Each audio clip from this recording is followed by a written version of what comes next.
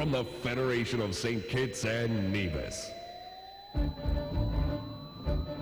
From the VON Newsline, this is the VON Major Newscast. Good evening, I am Jarvis Bunny with your VON Major News package for today, Monday, 30th September 2019. In our lead stories nationally, 2 houses completely destroyed by fire in Brickhill, Nevis, and teachers to be honored here on Nevis throughout the month of October.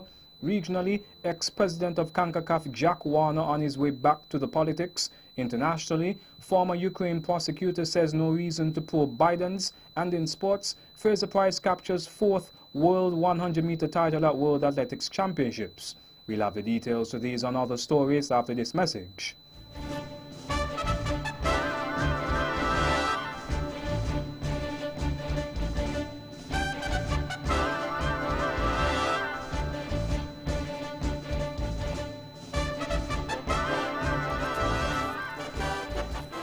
Another look. Different from how you've seen it before. Another look. Takes an in-depth look into business, politics, science, technology, religion, and more. Another look. Featuring documentaries from the BBC, regional features, and local ones too. Another look. Every Monday at 3 p.m. on the Eastern Caribbean's powerhouse, Vaughan.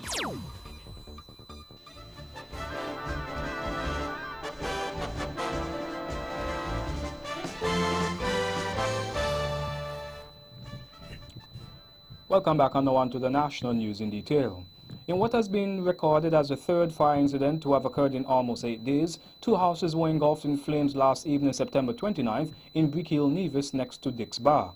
Divisional Fire Officer at the Fire and Rescue Services Nevis Division, Mr. Garfield Hodge, in speaking with the VON Newsline, said the Fire and Rescue Services responded to the situation at about 7:25 p.m. Mr. Hodge also provided more details about the matter. Upon arrival, the unit would have met 2 houses, fully engulfed in flames. The unit immediately commenced extinguishment and would have completely extinguished the fire in about an hour and a half time. The 2 houses, one wooden, the other partially wooden, and the concrete, were completely destroyed along with their contents. The houses, as I understand it, were owned by 2 brothers. No loss of life or injuries was reported. The cause of the fire is unknown at this point in time, pending further investigation. Mr. Garfield Hodge.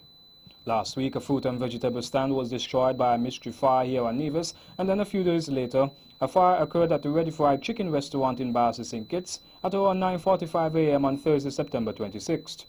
Meantime, following reports of another incident of fire which was understood to have occurred on Friday, September 27th in the Bat Village vicinity, the VON Newsline also spoke with the Divisional Fire Officer, Mr. Garfield Hodge, about the matter, who did state that he cannot confirm such an incident. Tuesday, 1st October marks the beginning of a month of observance for teachers across St. Kitts and Nevis. The 5th day of October is annually set aside worldwide as World Teachers' Day. This year's theme is Young Teachers, the Future of the Profession. The United Nations Educational, Scientific and Cultural Organization UNESCO notes that the day provides the occasion to celebrate the teaching profession worldwide, to take stock of achievements, and to address some of the issues central to attracting and keeping the brightest minds and young talents in the profession. Premier of Nevis and Minister with responsibility for education in the Nevis Island Administration, the Honorable Mark Brantley, in an interview with the VON Newsline, outlined the vitality of teachers. Education, as we know, is the bedrock of any society, and our teachers are on the front lines of delivering education to our young people. But teachers are more than simple educators. They are also people who nurture our young people. They provide advice and guidance, and most successful people, indeed most people, can point to a teacher or teachers in their lives who would have influenced them in a very positive way. And so the truth is, I think that our teachers and our teaching profession is one of the most noble professions, and our teachers ought to be commended. I'm happy that we have a month of activities to celebrate them, and certainly the NIA will do as it always does, its very best to honor and promote them and give them the praise, because we recognize that our society is a better society because of our teaching fraternity. Premier Brantley noted that despite there may not be concerns as it regards to a shortage of teachers on the island, he did indicate that there is a very acute situation for teachers in specific areas such as mathematics and the sciences. In keeping with this year's theme, Mr. Brantley had this encouragement for teachers and potential individuals seeking to pursue a career in the teaching profession. We continue to encourage our people, particularly our young people who are looking for a profession, looking for an opportunity to contribute in a significant way to society, to consider teaching. It is a very noble profession. It is a profession we feel that throughout the ages has prepared people for the rest of their lives. And so we encourage our people there. And in particular in the areas where we're having some difficulties like math and the sciences, we would encourage our people to gravitate to those areas so that our youngsters can have the proper teaching, proper schooling from the earliest levels in those technical science areas. The Honorable Mark Brantley. Activity for the 2019 Atlantic hurricane season is proving in some areas to be beneficial for the island of Nevis. Minister of Communication and Works here on Nevis is the Honorable Spencer Brand. The increase in the rainfall due to the 2019 Atlantic hurricane season is certainly welcome. I believe that as you go around the length and breadth of Nevis, you would notice that the island has turned to green as it regards to the grass and the flowers, and all of that is now blooming. A few months ago, we would have seen an island that was practically brown and scorched. So the rainfall due to the hurricane season has certainly allowed the necessary change in the floral bloom on the island. In March of this year, the Nevis Water Department issued an advisory of interruptions of water services at various locations on the island. The department noted that these interruptions were in an effort to conserve the water here on the island while urging the public to exercise all water conservation practices. How has this increased rainfall affected the island's drought situation? It allows us to see what I would call a reduction in the consumption of water. For that I mean that persons who would have now be using a lot more water to water their lawns and to wash their vehicles and so on, we have seen that that would have fallen off. And that in itself would have allowed the reservoirs and the aquifers to replenish to a level that is a lot more comfortable. So the rainfall not only helped with our landscaping and so on, but it also allowed us to see the replenishment of our aquifers on the island of Nevis. The department capitalizes on this by allowing the aquifers and the reservoirs to be replenished, and that would be a benefit for us. It eliminates some stress in the system, really. So that is what that rainfall would have done. Spencer Brand. A number of road projects are currently ongoing here on Nevis.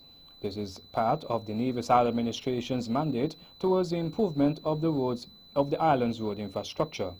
The most recent of these is Phase 1 of the NIA's EC $6.7 million Island Main Road Rehabilitation and Safety Improvement Project from Cotton Ground to Cliff Dwellers. The entire project will see road rehabilitation work being done up to the Vance W. Amory International Airport. With an increase of rainfall here on the island, has this had any impact on the progression of these projects? According to Minister with Responsibility for Works, the Honorable Spencer Brand, the rains have had minimal impact on road works. The road work there in the Cotton Ground to Cliff Dwellers area, we did not really see much of an impact because a significant portion of the major filling on that particular road work was completed. We may have seen a loss, so to speak, maybe of a day or half a day due to the actual rainfall, but once the rain subsided and once the water would have run off, work continued. So it would not have necessarily had a major or any significant impact on that particular aspect of the work from Cotton Ground to Cliff Dwellers. He also provided this information in relation to the Craddock Road and Brownhill Road rehabilitation projects. We would have seen, however, that in the Craddock Road area and in the Brownhill area, there would have been a bit more delay because there was some slight wash out of some of the fill, or little areas of the fill, but that based on the amount of rain that fell, the impact was very minimal. So as it regards to the impact of the rainfall, we did not really see any major impact from the rainfall on those two other road construction that is presently ongoing. The Honorable Spencer Brand. On Friday, October 4th, 2019, the Ministry of Health and Gender Affairs, in collaboration with the Department of Sports and the Fit Wellness Center, will launch the SKN Moves Nevis chapter. The launch forms part of a regional initiative dubbed Caribbean Moves and is geared towards promoting healthy lifestyles and combating non-communicable diseases (NCDs). Communications Officer at the Health Promotion Unit and Events Planner for the SKN Moves Nevis chapter, Ms. Sheila James, mentioned why the Half Island Road Relay is being held. Our government recognises the effect of the non-communicable diseases on the health and socio-economic development of the Federation. The Ministry of Health and our stakeholders cannot overemphasise the need to stay healthy and physically active. WHO's global recommendations on physical activity for health focuses on primary preventions of NCDs through physical activities, also aligned with the 2030 Agenda for Sustainable Development. Communications Officer, Ms. Sheila James. The Royal St. Christopher Nevis Police Force has charged one man for a number of offences, including sexual assault. A release from the force indicated that the man, who was not named, has been charged for the offences of burglary, rape and buggery. The charge was levied against the individual today, Monday 30th September 2019. The offences for which he is being charged were committed on June 4th, 2019. The individual remains in police custody. St. Kitts and Nevis signed and ratified the Regional Agreement on Access to Information, Public Participation and Justice in Environmental Matters in Latin America and the Caribbean, alias the Escusio Agreement. The Escusio Agreement aims to promote the right of present and future generations to a healthy environment and to sustainable development. The historic regional agreement is the only of its kind in the world to emerge from the United Nations Conference on Sustainable Development Rio +20 and the first environmental treaty of Latin America and the Caribbean. Minister of Foreign Affairs, the Honorable Mark Brantley, presented the instrument of ratification at a brief signing ceremony held at the UN headquarters on Friday, September 27th. Also participating in the signing were Jamaica, St. Vincent and the Grenadines, Bolivia and Uruguay, bringing the number of countries to sign the agreement to 20. Tourism and jobs, a better future for all. That's the theme for this year's celebration of Tourism Day 2019. The day was celebrated on Friday, September 27th. The day is celebrated every year on this date by the United Nations World Tourism Organization, UNWTO. In 2018, it was Tourism and the Digital Transformation. Minister of Tourism in St. Kitts, the Honorable Lindsay Grant, used the occasion to reiterate that the tourism sector is vitally important to our country. Tourism's role in job creation is often undervalued, and hence new policies are needed to maximize the tourism's potential to create more and better jobs, the United Nations website says. Minister of Foreign Affairs and Aviation, the Honorable Mark Brantley, signed the Treaty on the Prohibition of Nuclear Weapons, TPNW, at a signing ceremony which coincided with the commemoration of the International Day of Total Elimination of Nuclear Weapons held on September 26, 2019. In accordance with the General Assembly Resolution 6832 and subsequent related resolutions, the General Assembly commemorates September 26th as the International Day for the Total Elimination of Nuclear Weapons. This day provides an occasion for the world community to reaffirm its commitment to global nuclear disarmament as a priority. The TPNW is the first legally binding international agreement to comprehensively prohibit nuclear weapons with the goal of leading towards their total elimination. And that's it for our national news segment. You can visit our website at www.vonradio.com, or you can check us out on Facebook at Von Radio or our Von Radio YouTube channel for these and other stories. News from across the region is next.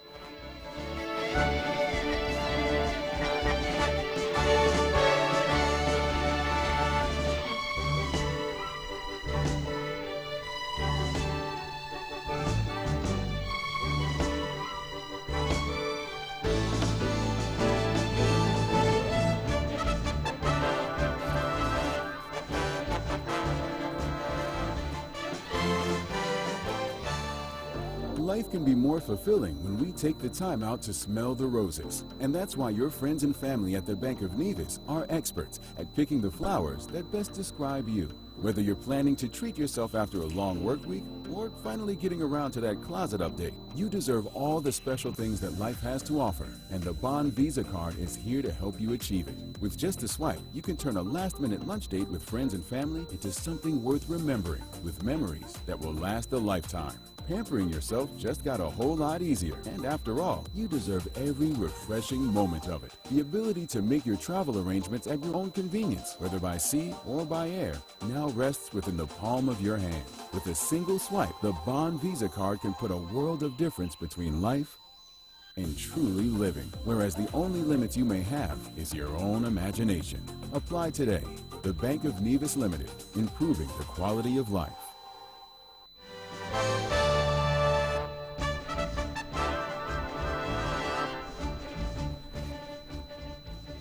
Welcome back on the one to the regional news. Trinidad and Tobago will see the return of ex-president of CONCACAF, Austin Jack Warner, to the political landscape.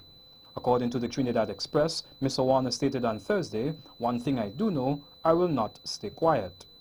Warner, who is 76 years of age, was a political leader of the Independent Liberal Party ILP, a political party he formed in July 2013 after he was not reselected as the candidate for the Chaguanas West by-election for the United National Congress UNC. Warner created history reclaiming victory in Chaguanas West with 12,642 votes, defeating the UNC's Khadija Amin, who got 5,130 votes. Mr. Warner said he would not necessarily return through the ILP, but he plans to make a comeback. He said he was disappointed in the People's National Movement PNM government as well as the UNC, as the people do not have a sense of hope, but he plans to bring that back. He said he has his battles to fight with respect to the allegations he is facing with FIFA. Mr. Warner, who was Works and Transport Minister and National Security Minister under the Kamla Persad-Bissessar People's Partnership government, said he always put country first. In 2013, he resigned as National Security Minister following a CONCACAF report which implicated him and his one-time ally Chuck Blazer as being fraudulent in their management of CONCACAF. In the Bahamas, the number of deaths from Hurricane Dorian has increased to 56 and 600 people are still missing, officials say. The announcement came from the nation's Prime Minister Hubert Minnis on Friday. Dorian ravaged the territory nearly 4 weeks ago, and an estimated 4,000 Dorian survivors have sought refuge in Florida. Mr. Minnis called the storm, which made multiple landfalls in the Bahamas on September 1st and 2nd, a generational tragedy for the nation, according to the Associated Press. The long-term impacts of Dorian are still uncertain in the Abaco and Grand Bahama Islands. Many building blocks of everyday life, schools, hospitals, gas stations, grocery stores, restaurants are gone or badly damaged. If they survive the storm, many are still without power or water. Out of Haiti, thousands of people have taken to the streets in Haiti amid violent protests against President Jovenel Moïse. A police station was looted and stripped bare, and shops and banks were attacked in the capital Port-au-Prince. Police responded by firing tear gas and live ammunition. Fuel shortages, rising prices, and allegations of government corruption have fueled weeks of protest. Mr. Moïse cancelled his speech at the UN earlier last week to appeal for calm. His address to the nation last Wednesday has failed to end the violence in one of America's poorest nations. 4 people have died in recent days. Friday's protests were among the most violent of the recent unrest. The police station in the poor district of Cité-Soleil was stripped of its furniture and metal roof. And Dominica's Prime Minister Roosevelt Skerrit is calling on the Dominican public to condemn the announcement by opposition leader Lennox Linton of a campaign of civil disobedience all over Dominica beginning today, Monday 30th September. Linton took this decision in furtherance of his party's campaign to get Prime Minister Skerrit to account for $1.2 billion of citizenship by investment CBI funds, which was not included in the 2019-2020 national budget that Skerrit presented to Parliament in July, and until the list of electors is cleaned and ID cards for voting are issued. According to DominicaNewsOnline.com, the Prime Minister said nowhere in the world a leader would call for civil disobedience. And that's it for our regional news segment. Stay with us for news around the world.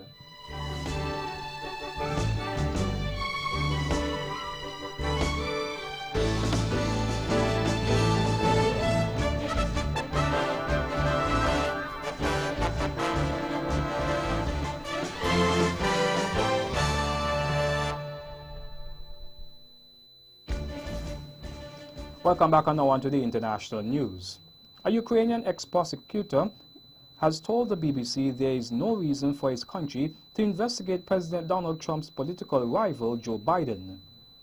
Yuri Letsenko said any investigation into Mr. Biden and his son would have to start in the U.S. I don't know if any reason to investigate Joe Biden or Hunter Biden according to Ukrainian law, he said. Mr. Trump's efforts to have Ukraine investigate the pair prompted an impeachment inquiry by the Democrats.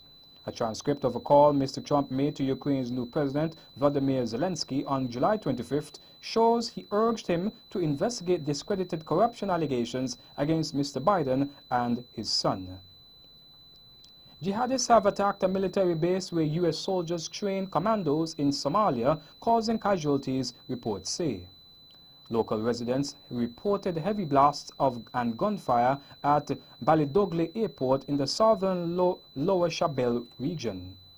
The Al-Shabaab militant group said it had carried out the attack using a car bomb to blast through the gates before sending its fighters inside. Military officials say the jihadists have been pushed back. Al-Shabaab said in a statement that it had launched the raid and that it was ongoing. The BBC's Ansor reports. Witnesses say the explosion was followed by a gun battle between the attackers and American forces based within the facility. The Al-Qaeda-linked group Al-Shabaab has claimed responsibility for the attack. Separately, an improvised explosive device has gone off in Mogadishu. It is thought to have targeted an Italian convoy. Al-Shabaab regularly carries out attacks against the government and its partners in and around the capital. It is fighting the Western-backed government and seeks to impose a strict version of Islamic law. Nigerian police have freed 19 pregnant women from properties in Lagos, which they describe as baby factories. Most of the women had been abducted for the purpose of getting them pregnant and selling the babies, a police statement said. 2 women who operated as untrained nurses have been arrested, but the main suspect is on the run. Police said the male babies would be sold for $1,400 and the females for $830. They added that the children were to be trafficked, but it was not clear who or where the potential buyers were. Stories of these so-called baby factories are not uncommon in Nigeria. There have been several raids in the past, including one last year when 160 children were rescued. The rescued women, aged between 15 and 28, had been lured to Lagos, Nigeria's largest city, from different parts of the country with the promise of employment. And former U.S. President Bill Clinton and Russia's Vladimir Putin are among dozens of past and present world leaders who attended a memorial service for France's Jacques Chirac. A choir sang as the late president's former security guards carried his coffin, which was draped in the tricolor flag in Saint-Sulpice Church in Paris. Chirac died last week at the age of 86.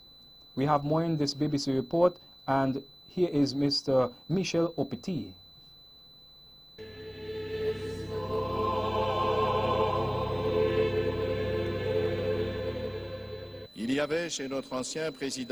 Our former president, this friendly man supported by his wife Bernadette, was characterized by a real love of people.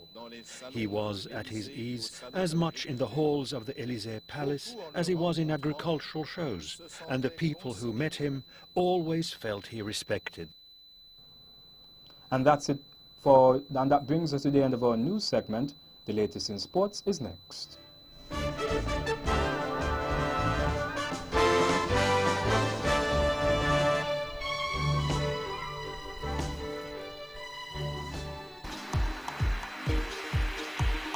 Hey Alexa, what's the buzz this summer? The summer buzz is happening now with TDC Hire Purchase at the TDC Home and Building Depot St. Kitts and Nevis. Activate any hire purchase account through September 30th and receive 20% off, free delivery, free assembly, gift items, back to school and uniform vouchers. Be sure to ask about their 3-month 0% interest accounts. That's what's buzzing this summer with TDC Hire Purchase. See stores for details. Terms and conditions apply. Yeah, so that's what's up. Thanks, Alexa. You are welcome, EK. Anytime.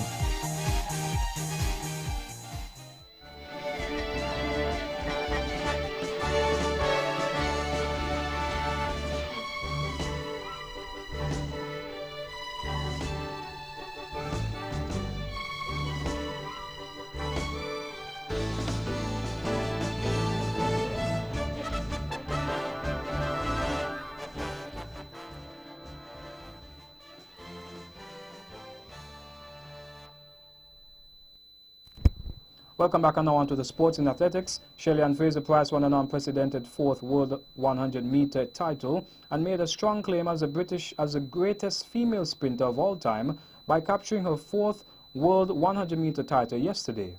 This win also means the sprint queen won her 8th global title. It was Jamaica's 2nd gold medal at the 17th International Association of Athletics Federation's IAAF World Athletics Championships inside Khalifa International Stadium and moved the island nation into 3rd place on a medals table with 3 after the mixed relay 4x400 meter team had won a silver medal earlier. The USA leads the table with 8 medals inclusive of 4 gold and 4 silver. China is 2nd with 6 medals, 2 gold, 2 silver and 2 bronze. Fraser-Pryce won in a world-leading time of 10.71 seconds, which was just outside her national record of 10.70 seconds, held jointly with Elaine Thompson, and the championship record of 10.70 seconds, held by Marianne Jones in 1999.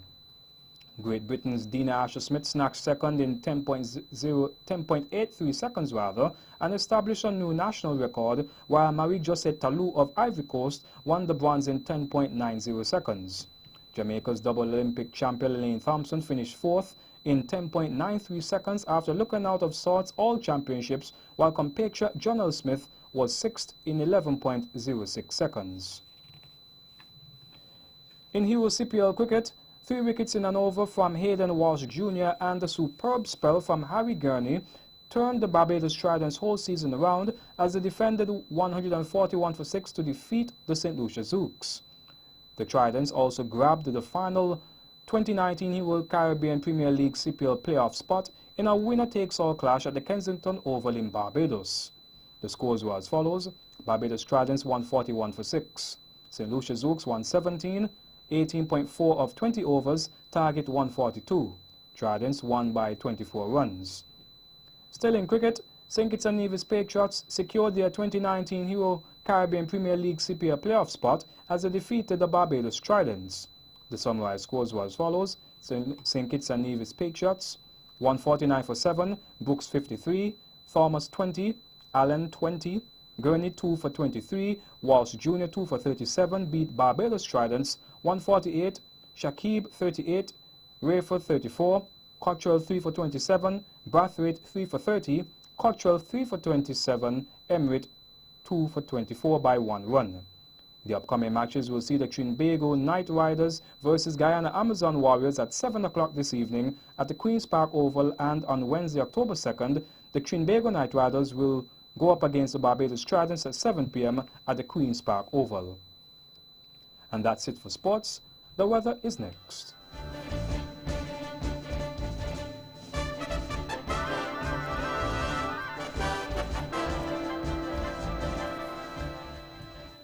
Welcome back. Tonight's weather is expected to be mostly fair. The weather tomorrow, sunny to partly sunny. The winds, southeast at 4 to 10 knots or 7 to 19 kilometers, becoming variable or even calm at most places tonight. The seas 1 to 1.2 meters. The sunrise tomorrow 1 past 6 a.m. And that's how we wrap up the major news package for today, Monday 30th September 2019. Before we go, let's take a look at the headlines once again. Nationally, 2 houses completely destroyed by fire in Brickhill, Nevis, and teachers to be honored here on Nevis throughout the month of October.